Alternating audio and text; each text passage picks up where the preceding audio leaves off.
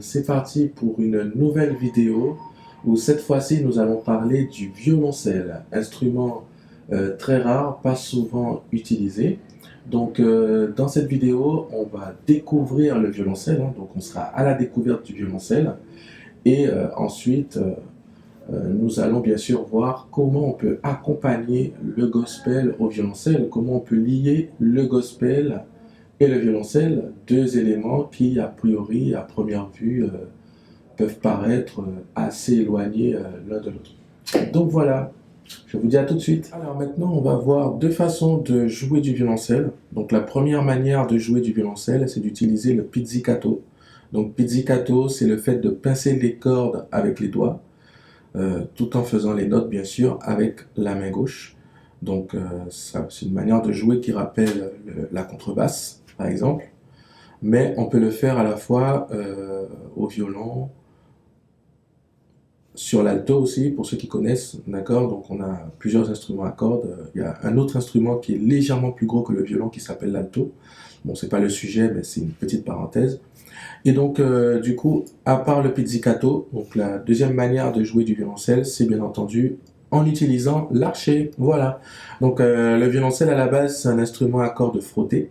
Donc, avec l'archet, on va tout simplement frotter l'archet sur les cordes pour avoir du son.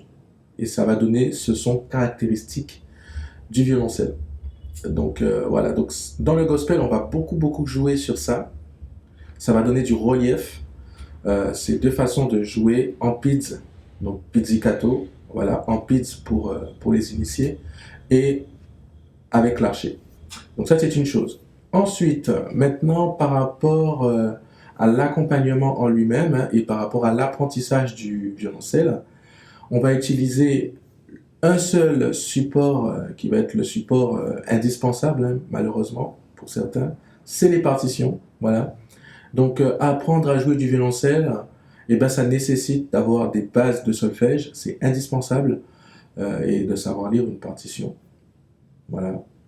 Et dans d'autres instruments, on peut parfois esquiver, on peut y échapper, mais au violoncelle, c'est très compliqué. Il faut savoir que sur le violoncelle, on n'a pas des repères aussi figés qu'au piano, par exemple, ou qu'à la guitare. Voilà. Et donc, du coup, l'oreille va jouer un rôle très important, parce que c'est le musicien qui va devoir déterminer s'il est bien positionné ou pas, et si le son est juste ou pas. Donc, l'oreille musicale joue vraiment un rôle indispensable au violoncelle. C'est soit vous avez l'oreille, et donc dans ces cas-là, vous pouvez légèrement vous passer de partition, soit vous l'avez pas encore, voilà, c'est pas une oreille qui est forcément mature, et dans ces cas-là, vous allez devoir travailler énormément et surtout sur partition. Voilà. Donc, travailler sur partition au violoncelle, ça signifie quoi? Ça veut dire qu'on ne va pas utiliser la clé de sol qui est connue par beaucoup de personnes, hein, la clé de sol qu'on connaît tous. Hein.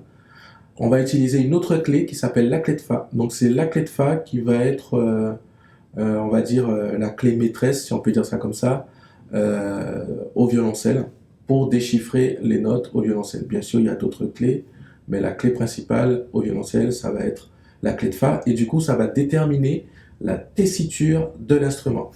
Donc, la tessiture de l'instrument, c'est-à-dire l'ensemble de notes que l'instrument peut atteindre. On a dit tout à l'heure que le violoncelle, c'est un instrument qui utilise des notes assez graves, c'est quand même plus grave que le violon. Donc, ça permet de situer cette tessiture, et tout ça, c'est lié, bien sûr, à l'usage de la clé de Fa.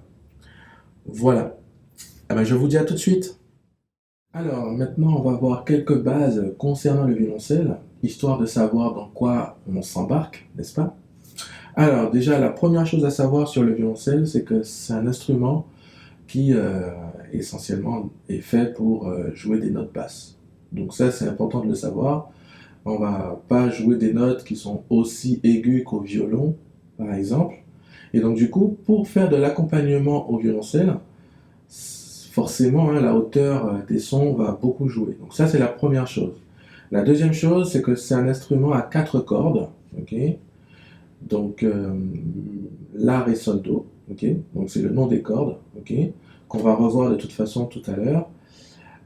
C'est pas un instrument avec lequel on peut faire des accords à rallonge, D'accord? Donc avec le violoncelle, on fait des accords de 3 notes. Voilà, des accords de base de 3 notes, pas plus en général. Ok? Puisqu'on a 4 cordes, donc les possibilités sont assez limitées, mais le choix en termes d'harmonie reste quand même assez riche. Donc on va voir de quelle manière plutôt utiliser le violoncelle pour accompagner des musiques qui sont très riches harmoniquement parlant.